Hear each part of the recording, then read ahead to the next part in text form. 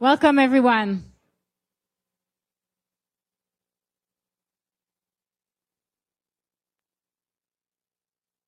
Welcome, everybody. It's great to see a full crowd again.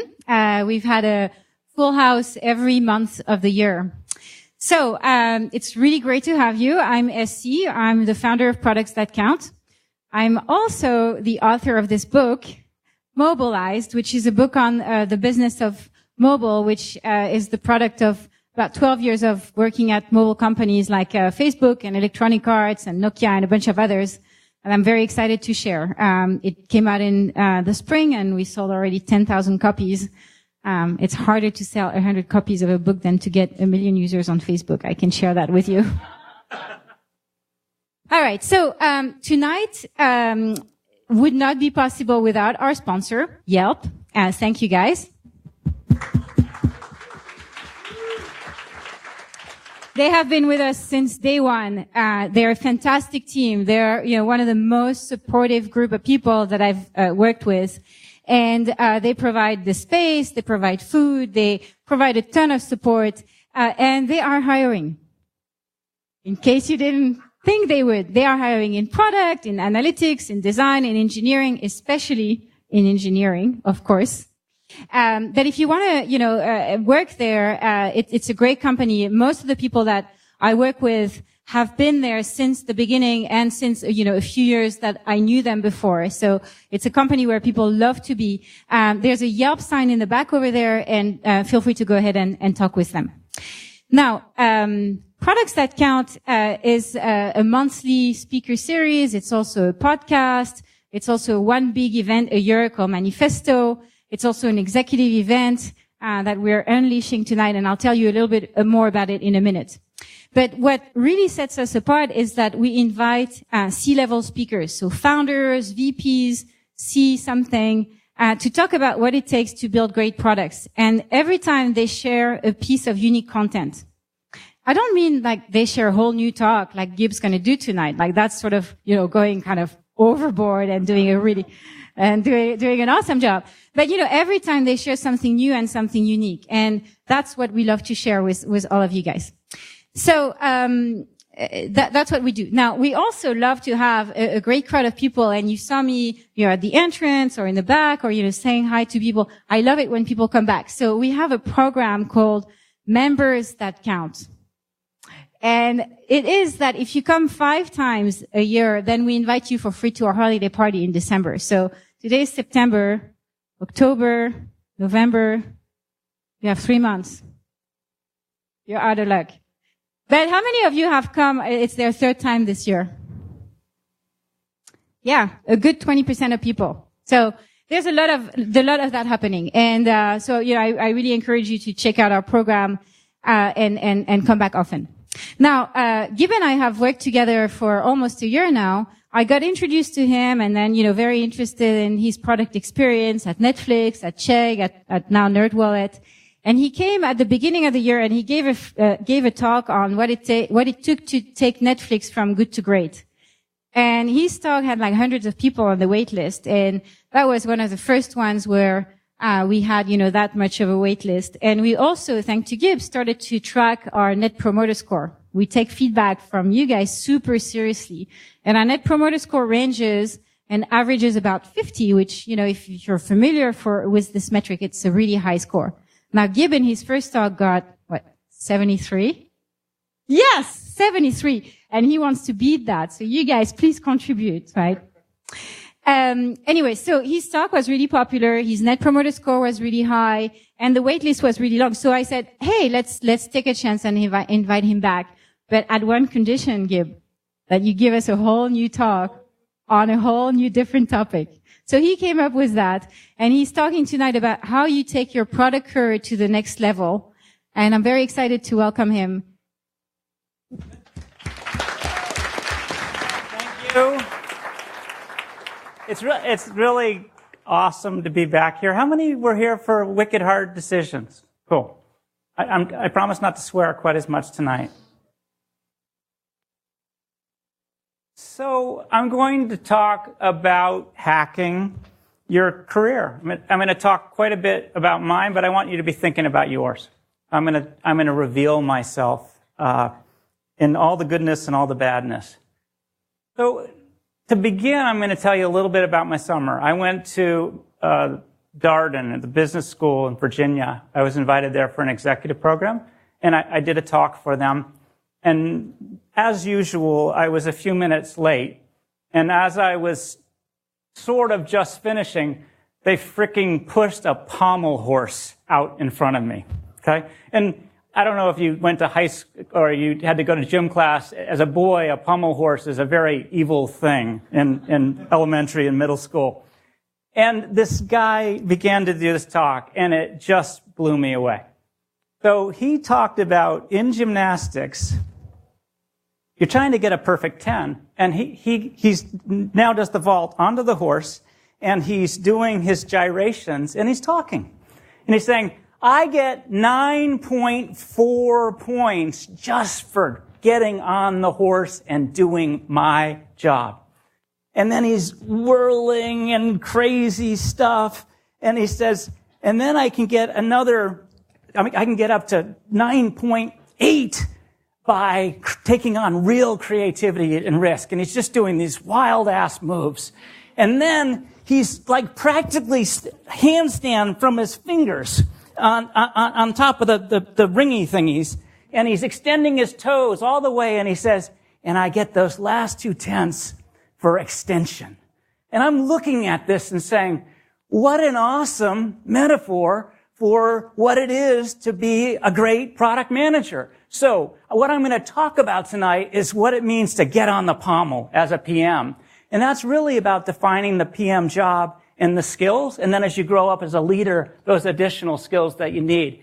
I'm going to talk about, I think of it as career hacking. I've just thought about my career as a series of experiments of hacking. And that's the taking on creativity and risk. And then the extension, full on, is about, thank you for smiling, the board of directors, how you create a network of peers and mentors who can help you at these key junctions. So, to begin, we're going to get on the pommel. Oh, just to be clear, I'm not going to perform any gymnastics for you tonight. So, the way I think about the product management job is you love to build stuff. That's the first thing. And then for me, the model that I usually use in looking at the work I do, if it's a product or a company, the job is to delight customers in hard-to-copy, margin-enhancing ways. And I first bumped into this with Elon Musk. Someone said, how the heck do you manage 3 companies in parallel? He said, it's easy. I think about what is the thing that will delight a customer. In case of Tesla, it's going from 0 to 60 in 2 seconds or something crazy. What's the number, Philip? 2.8, exact number. That delights those customers. The hard-to-copy part is a lot of unique technology in this. And then he figured out the margin enhancing, how to wrap a business around it. And so he went in detail about this model of how to SolarCity delight customers in hard-to-copy, margin-enhancing ways in SpaceX. So at a high level, he's able to keep track of these 3 dimensions of all 3 companies. And that was his answer to how he can be a successful CEO of 3 companies. At Netflix, the way I was thinking about it, the hard-to-copy parts of Netflix are the unique technology, the ability to scale to 100 million members, the personalization that magically knows what your movie tastes are. These network effects, have you ever noticed that anytime you buy a Blu-ray player or a television, they're all ready to go. They will stream Netflix. And that's very powerful and hard for other people to copy.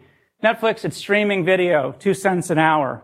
Hulu, it costs 20 cents an hour. That's a huge advantage that Netflix had. And the last is the brand. So this is how I think about the job. How do you delight customers in these hard-to-copy, margin-enhancing ways? And newsflash, Netflix has figured out the margin enhancement part, how to make money, and how to invest a lot of money in new stuff like House of Cards or whatever you're into. So let's talk about what the skills are. Pensive look. Very different product leaders here. Very technology-focused product leader here. Very design, creative-driven. This is Irene Au, who talks while she does yoga. Not quite pommel horse.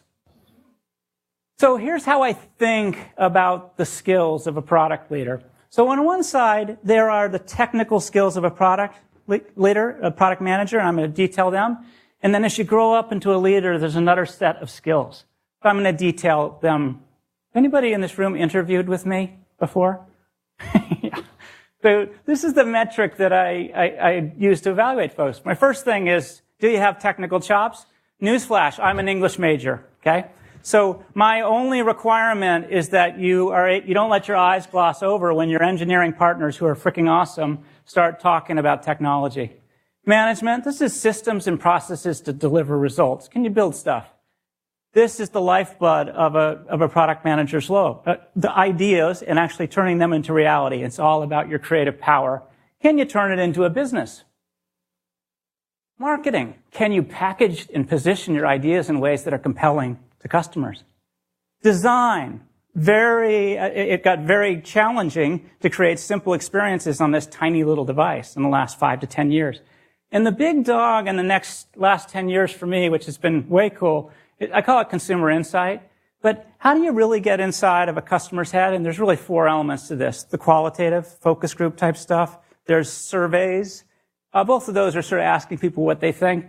The neat thing is digging in the dirt for the data to look for trends. And then the super big dog is let's test it, the A/B testing. So these are the skills that I look for in a product manager. On this other side of the curve, if I were going to hire a CFO, I look for these leadership skills. If I were to hire a head of product, I look for the same set of skills. These are how I describe the functional leadership skills. So leadership, my definition is inspired communication of a vision. The management, it's different on the right. Can you hire, build, manage, grow, develop, and do smart firing to build great teams? Strategy. Can you help a whole company decide what's important and what's not? And do you have the judgment to say no to about 90% of the stuff? That's the real role of strategy. I love working at startups with the proof of concept that are ready to scale. And it's this blend of the results-oriented nature of an entrepreneur start. And then growing up over time, you learn the value of culture, which is how do people make great decisions without even talking to each other? I look for one other thing in folks, their business maturity. It's not a function of age. It's really, the question for me is, can people make great decisions about people, product, and the business? And that's what I look for in terms of business maturity. Domain expertise, I spent a lot of time in entertainment and education. I know both categories well. I would be a sucky product manager to hire for a car company. I have no domain expertise in that. So it's very specific to the field. So I'm going to talk about the product manager style of different product leaders. So this is Reed Hastings. He's a product guy, okay? He's the CEO, but he's one of these guys with strong held beliefs about the product. So I'm going to tell you his style. He grew up as an engineer. He's highly technical. He's super smart about the business. And this notion of consumer insight, if you ask him, Reed, what do you want your legacy to be? He will say, consumer science, baby. This notion of, let's test it and know the answer through A/B testing. On the other side, he's great at the leadership. He's wicked smart at strategy. And he cares and thinks deeply about culture. How many of you have read the Netflix culture deck before? Okay, so he's a substantial author of that. Let's look at somebody else, quite different. Highly creative, packaging and positioning and marketing ideas in spades, and cares a lot about simplicity and beautiful design. Like Reed Hastings will say, I can't do that. I don't even know what to wear in the morning. Okay, very different. Very inspired communication leadership, wicked strong on strategy, but he's quite different. He's intensely results-oriented, where Reed is a little bit, let's set up the company so people can make smart decisions at the right pace. Very different styles. Well, the notion here as a product leader is figuring out and identifying what are your superpowers. And you notice in each of these cases, each of these leaders had 2 or 3 things that they were fundamentally strong at. And one of the things that I learned is to try to make my strong skills stronger. And there is a set of things that I'm sucky at, like I've revealed my weakness in, I can't even look at a CFO spreadsheet. I'm not a strong finance type guy, for instance. Superpowers, like I bumped into it. Somebody actually in the last 6 months said, "How did you do that, Gib?" And I said, "Do what?" And I hadn't even thought about it. But I had fundamentally helped 50 people in a product organization understand that this was no longer important, and that was. So I had helped sort of take a big ship and do a shift in the rudder. Are you with me, Tim? Okay. That's my boss. So what are your superpowers? Philip.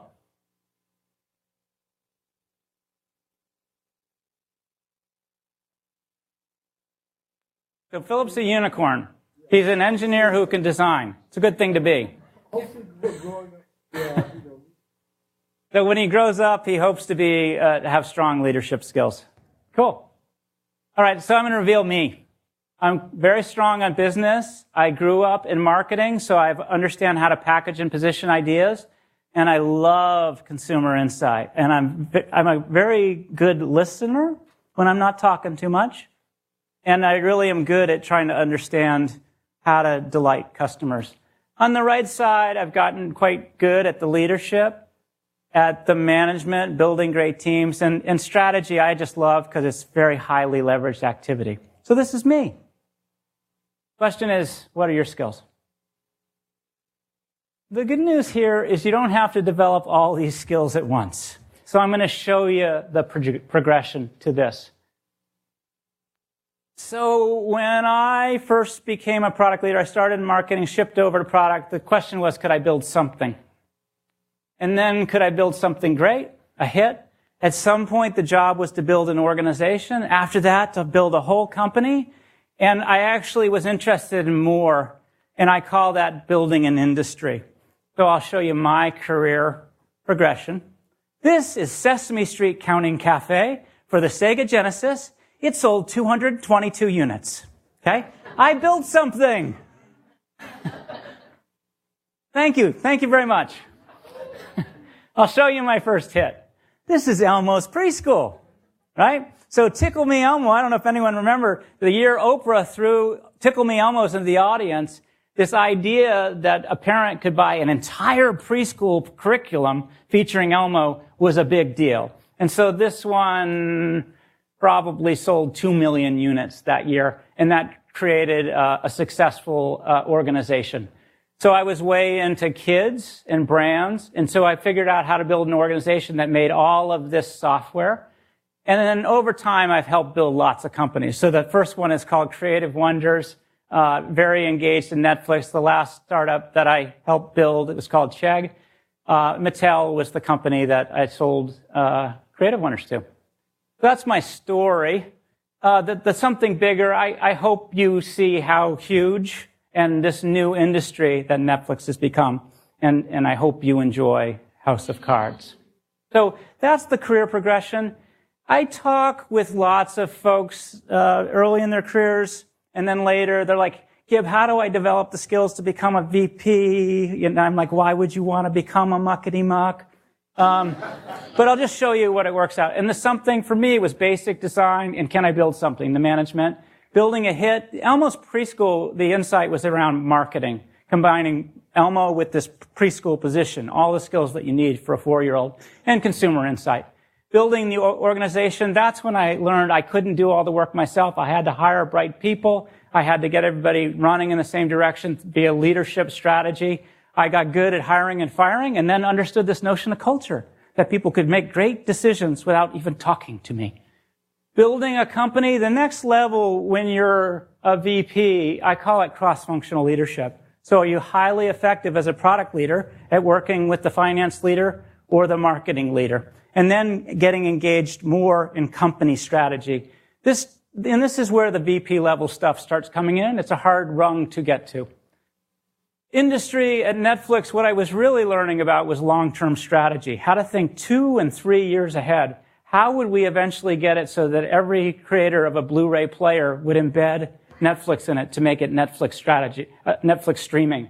That you had to think 3 years ahead, and you got deeply engaged in lots of partnerships with Xbox, PlayStation, Wii, a zillion different companies over in China and Japan. All right.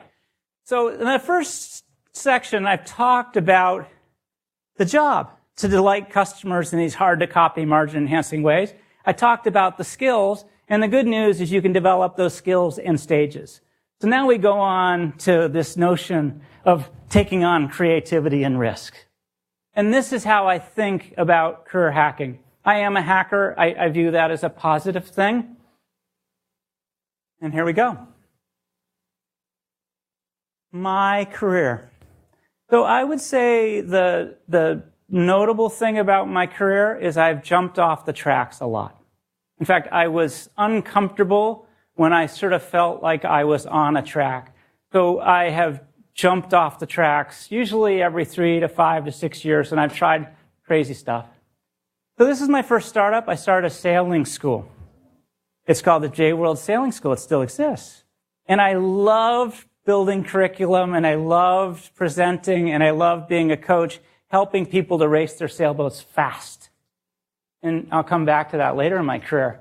I decided I might become a sailing bum, and so I began my professional career in the mailroom at McCann Erickson.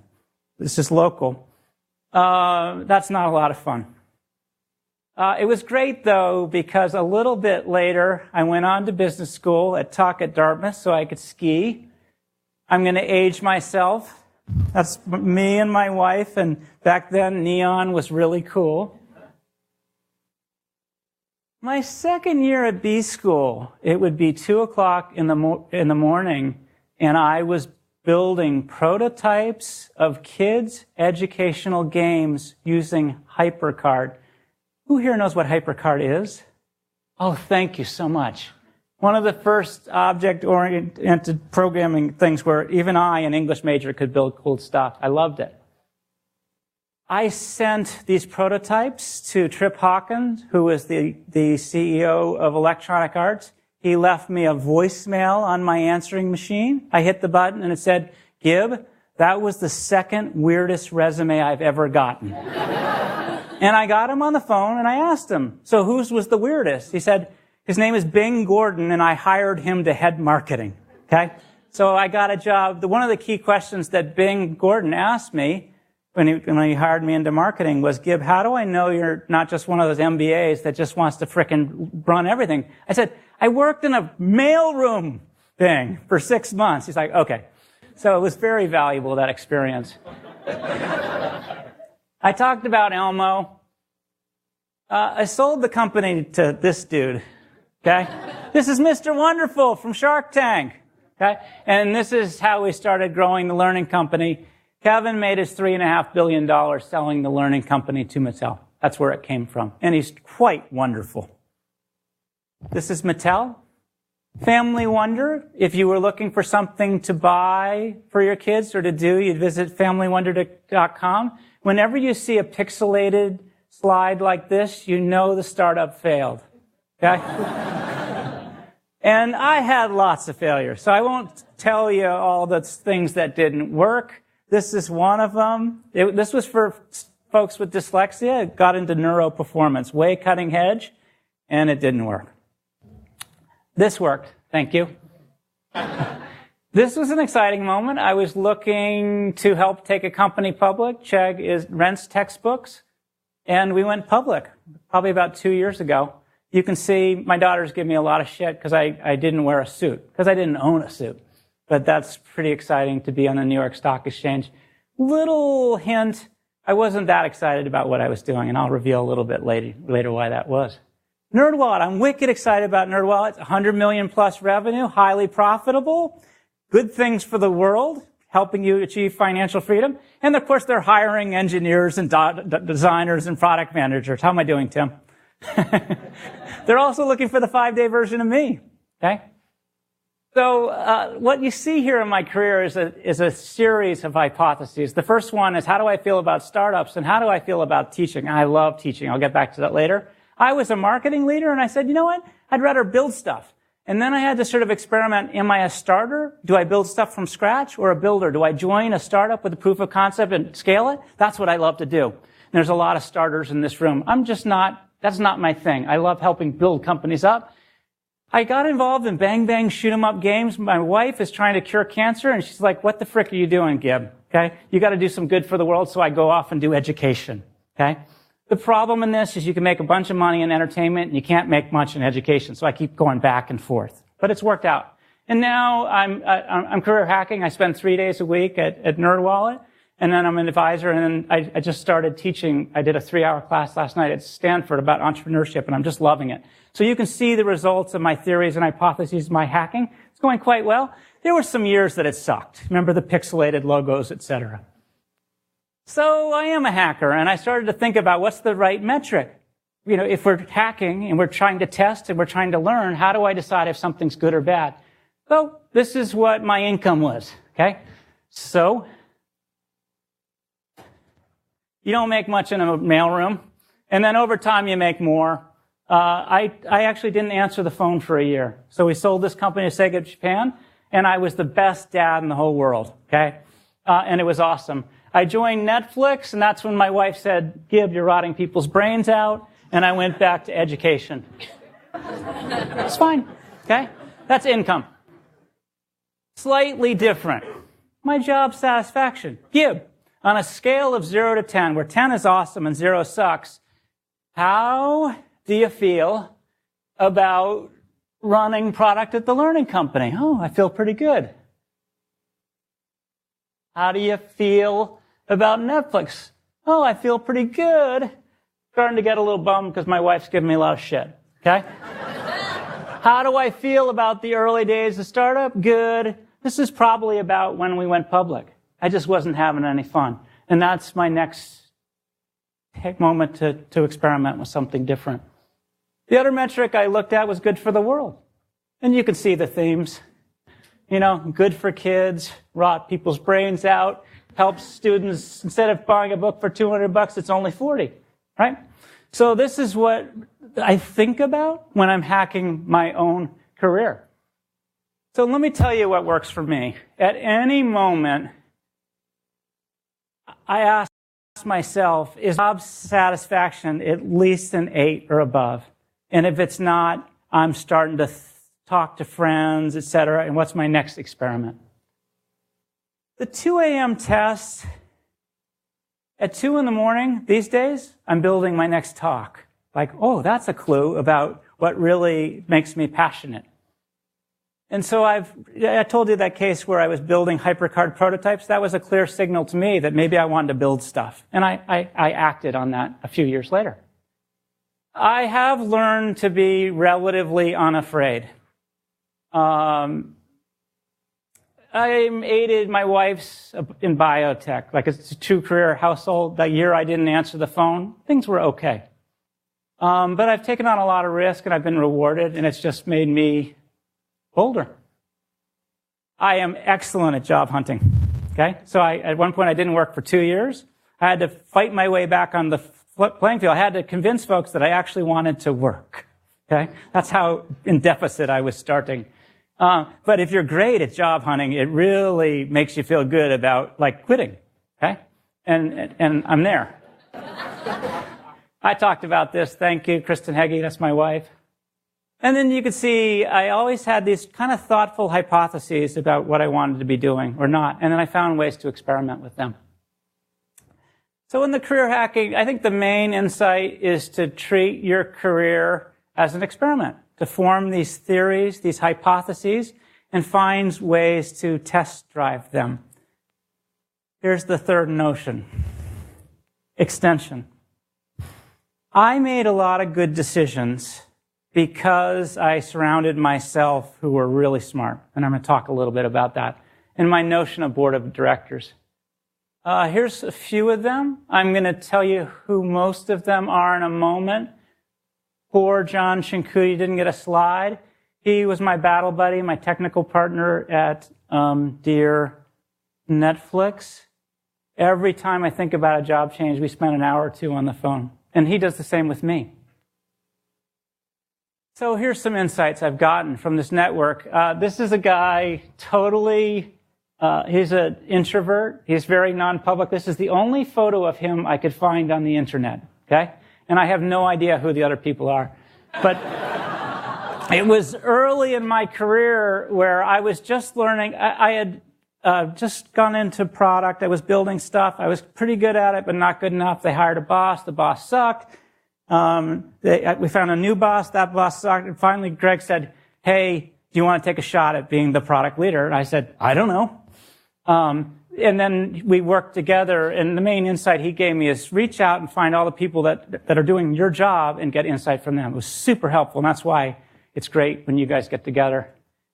This is Ron Hogue. I went to Amherst College, tiny little school in Massachusetts. If you ever ask an alumni of a teeny school something, they say yes. Okay, they don't get many requests. Ron said, hey, Gib, you've done a lot of startups. I don't know if you were lucky or smart or good or whatever. Why don't you look for a good company and help make it great? If you find that good company, you might learn more about fundamentally creating and delivering both consumer and shareholder value.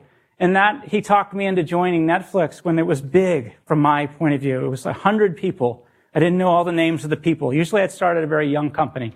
It was a great piece of advice. Everybody in their career imagines that someday they will be the CEO. This is another, Irv Grousbeck. He's the Buck a Year professor of entrepreneurship at Stanford. And he looked at me, this candid moment. Can I tell you something you may not like? I'm like, okay. You're too nice to be a startup CEO. And he was right. So he saved me about 3 or 4 years of banging my head against a wall trying to be something that I was not. Patty, my HR partner at Netflix, very candid. She was always just, you're doing great, Gib, just keep making the team better. So for 5 or 6 years, I just kept upgrading every position in the organization. Super helpful. Joel Jewett stopped work when he was 40. He went to the back of his garage. He was a drummer, and he drummed all day. And after a year, his family did an intervention. Said, we need you to go back to work. And it was he who said, not working is hard. And so he gave me the insight that if you stop working, you need to figure out ways to fulfill your social needs. I'm nominally part of the NerdWallet team, and your purpose. And my purpose is largely around teaching, coaching, and mentoring. Really good advice from again, he probably saved me 5 years. This is Langley Steiner, a classmate. He was the co-founder of TripAdvisor. His startup now is 200 million plus revenues, highly profitable. It's called CarGuru. He was the one that said vertical search, baby, which means for NerdWallet to some degree, if you're looking to understand, this is me pitching again, which credit card to use, you go to NerdWallet, and that's an example of vertical search. Good insight from one of my board members.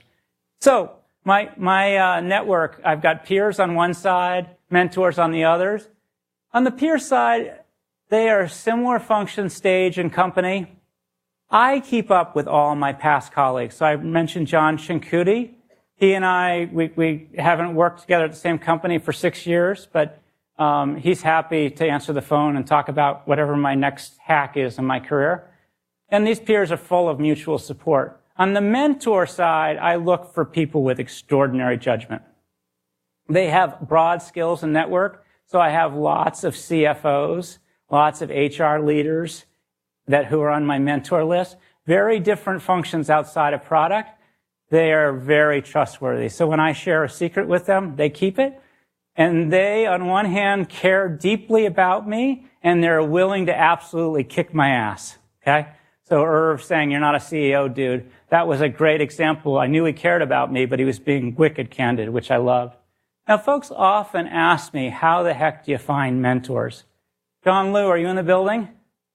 Yes, there he is. John was in data supporting the finance team, and he came to me one day and said, this is at NerdWallet.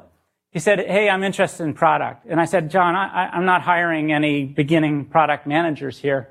And he came back the next week and he said, okay, how about if I work in data in support of the product? And I'm like, that's a great idea.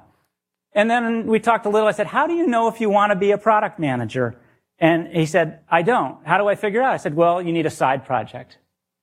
And came back the next day, and do you have any side projects? I'm like, this is like Tom Sawyer and painting fences. I said, yeah, I need you to build me a website.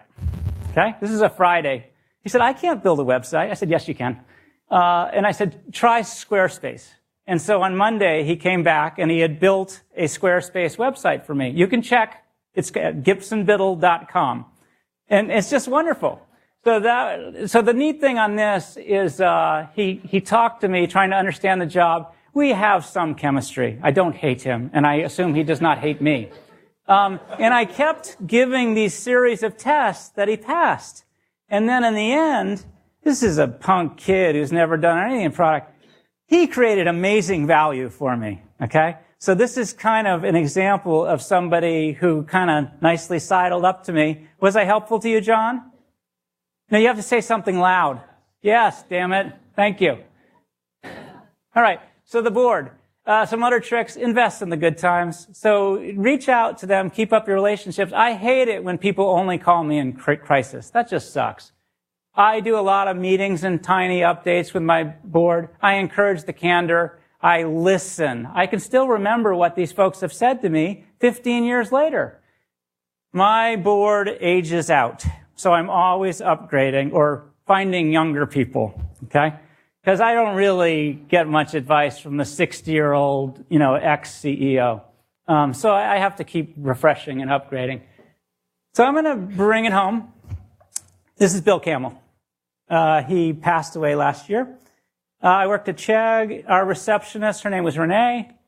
I was playing fantasy football. I had never played fantasy football. I sucked at fantasy football. Turns out Renee is an expert at fantasy football. Way cool. So she was always helping me. I didn't know it, but Renee is Bill's niece. Okay? So that was the weak connection. And Bill would come into the office. He is mentoring and coaching, or was, hundreds of people in the Valley, Twitter, Google, all the big companies. He was the chairman of the board at Apple. He was the CEO of Intuit. Big deal guy. And so I went up to him and said, can I go get a beer with you at the Pro, what's this place? The Old Pro in Palo Alto. He said, should. And that was the beginning of this wonderful relationship where we got together every quarter. And so one of the last times I met with him, I had all my career hack ideas. One of the ideas was I wanted to be on a board. And then I wanted to be a teacher. I wanted to do this EIR stuff. He said, yeah, those are all good ideas except for the board thing, Gib. You would hate being a board member because you hate the filtered truth. Which was like, oh, that was good insight. So I'm not on any boards. But it was really neat. We had this great conversation. And then at the end, he said, hey, Gib, can you help me out? I'm like, what? I'm about to talk to the CEO, and I'm at my wit's end of how to help him. And it was sort of that moment, this happens often, where, here I am thinking of myself as the mentee, and the mentor's genuinely asking me for help. And I see that a lot. I'm quite confident that John Liu is going to have great advice for me, and probably in the next 6 months. So with this, with the hacking, with the experimentation, I really encourage you to think about the next 5 or 10 years, these theories, these hypotheses, these experiments, and see if you can take on that high level of risk and really stick the landing, if you will, in your career. So in terms of action, define and build your superpowers. Form these hypotheses. Find side projects or talk with friendlies to explore these new ideas and avenues. Build that board of directors, and at the end, be bold. Be willing to take on your risk in your career. So with that, I'm going to bring it home, and I'm ready and willing to answer any questions that you may have. How am I doing? Okay.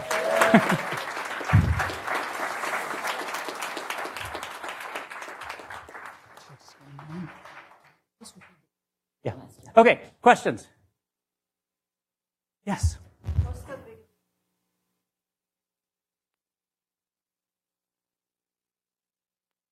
Yeah, so the question is, what's the biggest mistake that I made?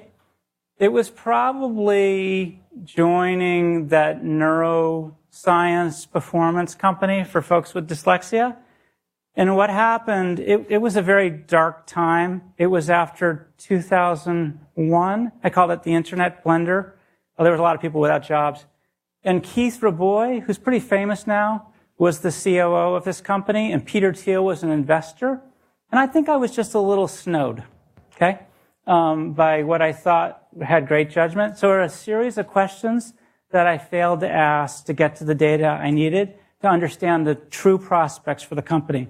So I think my failure was probably a lack of due diligence, just picking wrong. And I've done that often. That one was bad because I started and 6 weeks later, I said, this is crazy. That was kind of stupid. Other questions? Yes.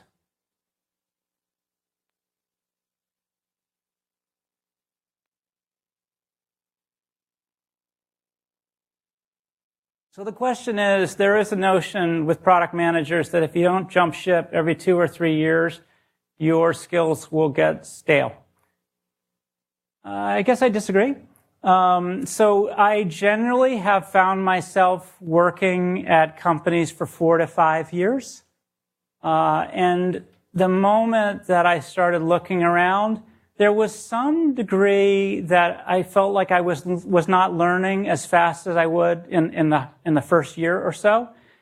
I think the other thing that happened for me is the company started to feel just way too big. And, say 2,000 people or so. It is interesting. LinkedIn did a study recently, and they said the fastest route to CEO is a meandering path. And the notion was you go up in marketing, and then you switch over to product, you learn some stuff in product, and maybe you work in PR, and then you come back to finance, and now you're CEO. And the cool thing about that meandering path, and that's how you could have a lot of growth within a company, is all the cross-functional leadership you're learning to really understand each function. But it was kind of wild to me that the fastest path to CEO wasn't straight up. It was meandering. Other questions? Yes.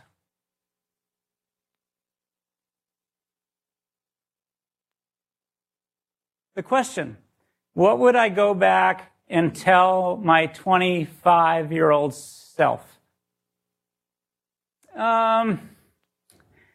Okay, so this is advice from my wife. Gib, your decisions don't get any better with time.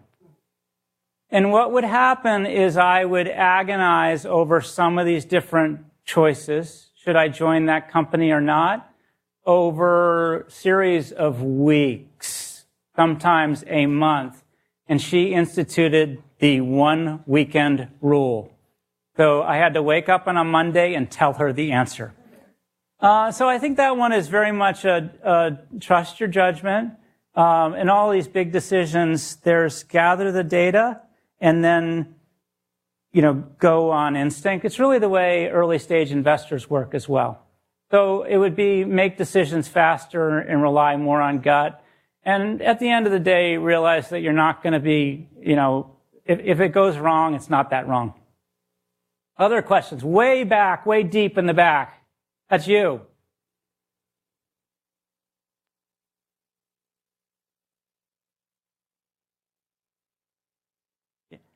Yeah, I think the question is, you said you were really good at finding jobs, Gib.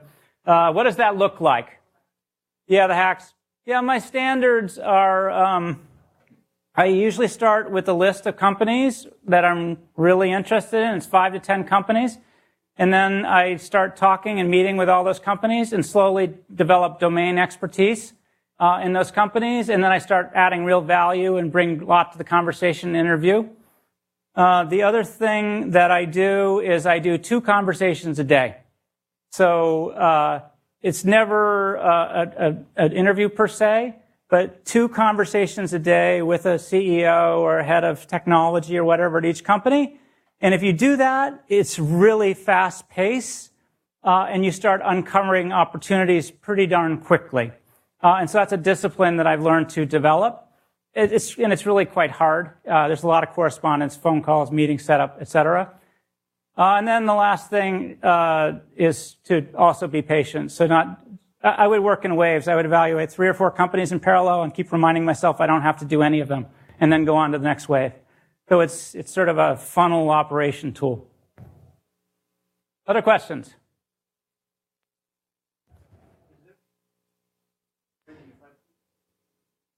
FinTech. So the question was, is there a product category or area I find really interesting? So when I did start looking around, Barry McCarthy is one of my board members. He was the CFO of Netflix. He also wanted to be a CEO, and he ended up being the CFO at Spotify. So probably one of those folks that wasn't made to be a CEO. He told me, Gib, the only investment theme that I see out there that feels important is in fintech. And I was really enamored of the robo-advisors, the Betterments, the wealth advisors. And I wasn't as interested in the hardware and payments. I'm not that into payment. And then, I really am enamored of NerdWallet, who's hiring engineers. But the way cool thing, so I was doing bang bang shoot 'em up games that pay really well, and I was doing education, which is good for the world and doesn't pay. I really think the idea of how can you help everybody achieve economic freedom, which is what NerdWallet and a few others are trying to do, is a really big and cool thing, and I hope because it's in the financial industry you can make money as well. So, and it's been great fun. That was not a paid-for plug. Yes?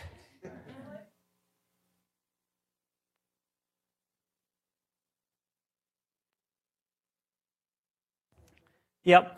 So the question is, as you progress in your career, has the criterion that you use in identifying companies changed? So I have a very tight bullseye for what I look for. I mentioned this earlier. I look for startups with a proof of concept that are ready to scale.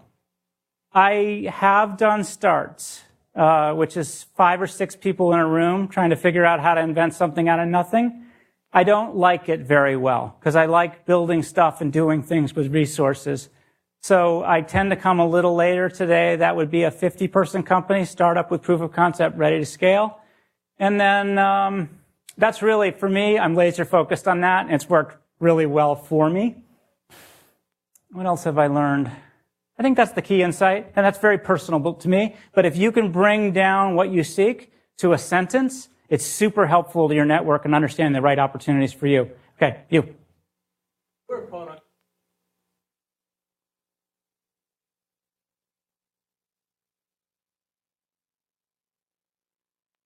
So the question is, you join Gib, one of these startups with a proof of concept that's ready to scale. The founder is typically a product person. You're a product person. How do you coexist? Carefully. So I went through some of this at Netflix. So Reed, very strong product guy. The careful part is if you orbit around Reed too closely, you're not adding any value. And if you orbit too far and far away, then he's not going to fight with you anymore. Okay? The main thing, or he's not going to want you anymore because you're fighting too often. In that situation, it was just a data thing, which is the better answer, the better product is revealed through data and A/B testing and that consumer science. I think I might quibble with the notion. I've worked with different CFOs. I would say more than half are not product people. So Tim is my current boss. I'm really a hard employee. And I think of him, so a great entrepreneur, but he's more financially savvy than I. So he can actually look at a spreadsheet and draw insight. I'm like, what? Other questions? This is the last question. Yes.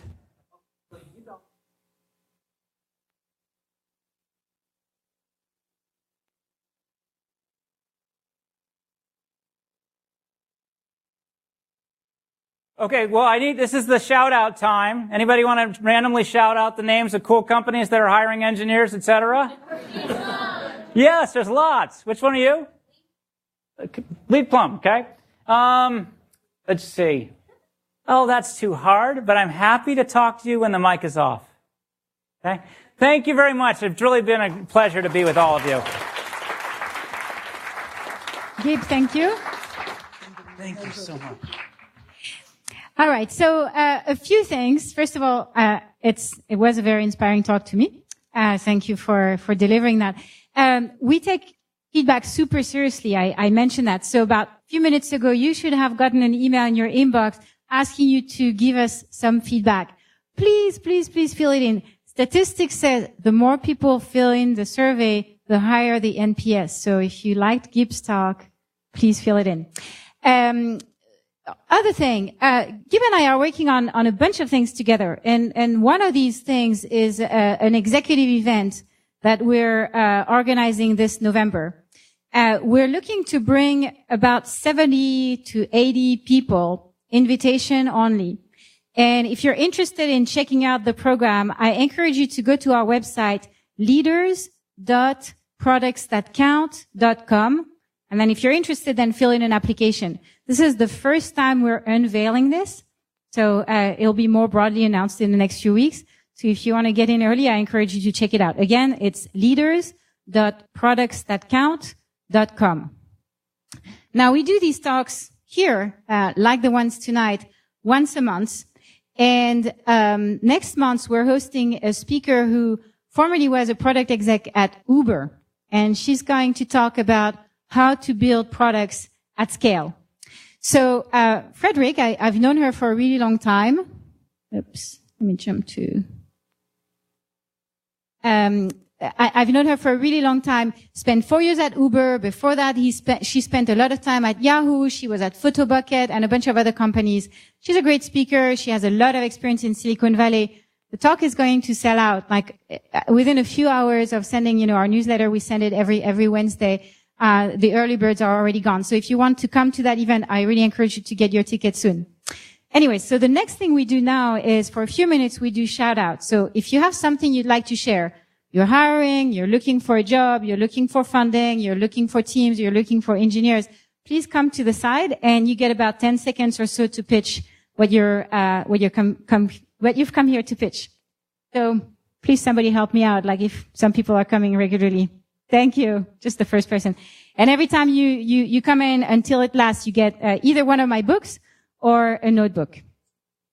So, hi everybody. My name is Nick. I'm not selling a product or a company today, but what I am going to tell you is there's a cool resource online called Open Product Management. So if you type that out on Google, it's basically a huge repo on GitHub that teaches you product, how to get a career, everything you need to know, blogs, all that stuff. So Open Product Management. Type it on Google. It's the first link. Thank you. I can sign my book for you at the end. Your turn. Hi, everyone. My name is Adriana. I work for Lean Plum, as I shouted earlier. It's a great company. We actually had SC speak at our luncheon. We're a mobile marketing automation platform. We are hiring engineers, as well as lots of other positions. So if you're interested, come talk to me. Don't be shy. Thanks. Here, you get a notebook. Lean Plum's a great company. I've known the founder for many years. They've been one of the very first companies focused on mobile engagement as opposed to kind of blind acquisition, so building great products. So I recommend that you chat with her. Hello, I'm Stephanie from Cloud City Development. We specialize in integrated design and developers. We have senior level consultants. So if you're looking for software engineers or UX UI designers, let me know. Thank you. Would you like a notebook or a book? All right. Hi, everyone. I'm Elise. I come from a company called Earnest, and as Gib said, fintech is super hot, and we're an online lender, very data-driven, and we're basically hiring everything as quickly as possible, including product people. So come talk to me if you want to work for a sweet startup. Awesome. Pick your gift. Hi, everyone. I'm Chelsea Hack. I'm a product manager at a company called Lucid. We're an IoT SaaS company. We're building a data platform for building operations. So great place to work if you want to feel really great about what you're doing, saving the world, saving people money. We're in Oakland if you want to stop commuting to San Francisco, and we are hiring engineers, especially full stack engineers. So come and find me. Thank you.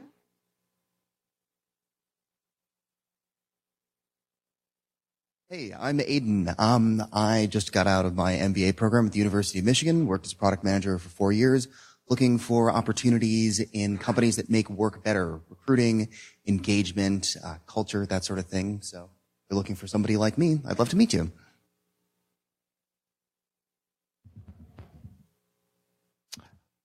Hi, my name is John McMahon. Like Aiden, I'm looking for my next product role. I've been doing product management now for 5 years.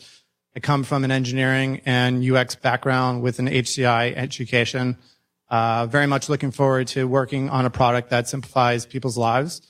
So if you have something that's interesting, if you're hiring, let's talk.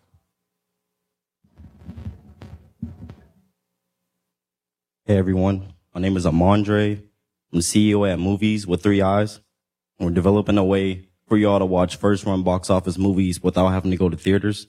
And we're actually looking to hire engineers that are very talented in iOS development and who are passionate as I am. If you're interested, come give me a talk.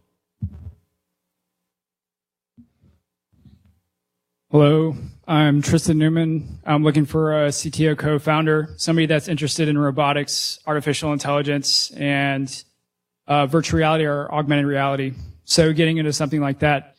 My email is tristanb.newman@yahoo.com. So send me all of your spam. And that's great. Yeah. Look forward to hearing from some of you. My name is Boone. I work for TuneIn Radio. We do live, radio stations, really. It's, and audiobooks, actually, including NFL, MLB, and a whole bunch of other sports content. We're hiring everybody everywhere. So please reach out to me if you need anything. We also just moved across from, AT&T Ballpark, so you can see the Giants play. It's pretty cool. Yeah, find me. You sort of have the radio voice. That's cool. Thank you. Hi, my name is Irene. This is my first time here. It's been a wonderful event. I got my PhD at Stanford in molecular biology, and I'm doing a completely different career shift, going into product management. I did a quick internship at a health tech startup, loved it, and I'm looking for associate product management roles or full-time or, more senior product management roles. I'm still new to this career path. So if you know anything, let me know. My last name is really long, so just meet me and I can give you my contact. Thank you. Okay. Hi everyone, my name is Chaitra. So I've been a product manager for about 7 months now, right out of school from Carnegie Mellon. And I'm looking for some side projects where I can do growth hacking, since there are a lot of startup guys here who is just into your early stage startups. If you're looking for anybody who want help with growth hacking, I would be really interested. My name is Chaitra, first name, Ramarao, last name. You can find me on LinkedIn, and I would love to connect. Thank you. Hi, my name is Elizabeth, and I'm looking for projects and product marketing. My background is enterprise, B2B applications, analytics, artificial intelligence. Very flexible about the project or the product for the right opportunity. You can email me at elizabethplum@yahoo.com. Thank you. Hi, my name is Chris. This is my first time at one of these events, and it was awesome, so that's great. I told my boss that I was coming to this, and it was someone from Netflix that was speaking. And the first thing he said is, make sure you tell them we're hiring. So I work for a company called ID Tech Camps, formerly known as Internal Drive. We provide summer technology camps for kids. We are looking for front-end, back-end, any engineers. If you're interested in working in educational technology, please let me know. We are looking. Thanks. Hello, everyone. I'm Alex. I'm a digital health product manager, and I'm looking for new opportunities as well as to talk about the current market and trends. So if you want to have a conversation, I'll leave some cards on the back table on the way out. Shoot me an email. Hi, my name is Amar Saigal. I'm a financial technology guy. I've worked for Goldman Sachs and Citigroup for the last 17 years. Now I'm here I've always was on the East Coast. I'm now here on the West Coast, and I want to work for a startup, obviously in the fintech space. If somebody is looking for a product manager, we can have a conversation after that. Thank you. Hi, everyone. My name is Kirill. I'm a product director at SendGrid. We are your cloud infrastructure provider. Hello, Lean Plum. We are kickstarting our labs group, which is essentially our experimentals group, and we're looking for a kick-ass senior product manager and an associate product manager to come and help us build our next moonshot. So if you're interested, visit sendgrid.com/careers.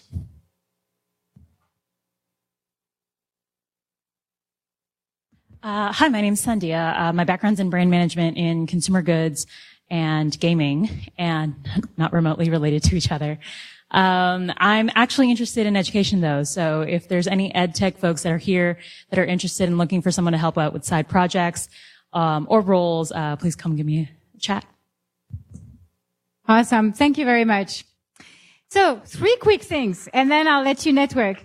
3 quick things. One is, after this talk, I will be signing my book over there at the table. 2 is, I'm also, and I forgot to mention it earlier, I'm also an investor. If you have a company that's based here, that has raised money before, is looking for its next round of funding, please come talk to me. And then 3rd thing, I'd like our volunteers, Loan and Tim, and all these guys, and Pierre, please come over here, like run over here, just so we can give you a round of applause. These guys are here every month, and they make this so easy and awesome.